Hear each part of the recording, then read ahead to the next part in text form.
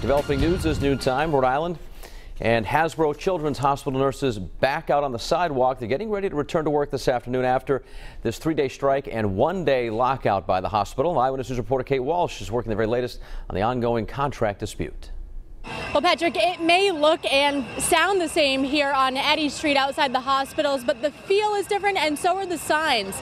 The nurses here today say they are no longer out here on strike. Instead, they are on lockout. They said they want to return to work but cannot do so until 3 this afternoon.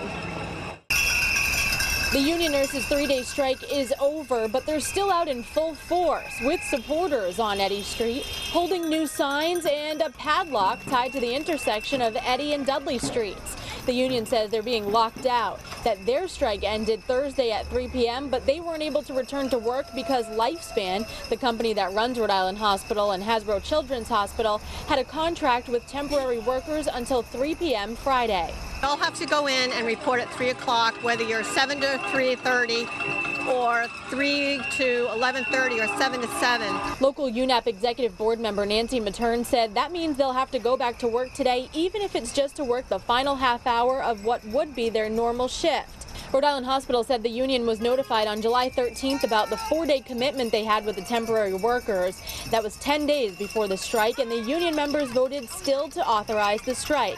Matern added the union will be filing a separate grievance for another issue.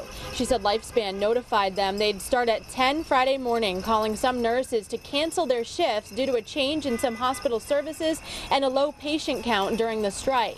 We have a provision in our contract that states we cannot be mandatorily called off. Matern said the union was notified by the mediator that the next date for possible negotiations is August 8th at 5 p.m.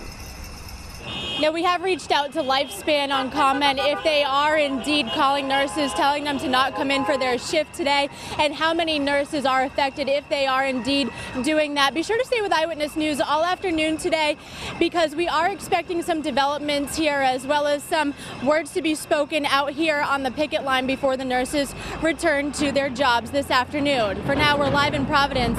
I'm Kate Walsh, Eyewitness News.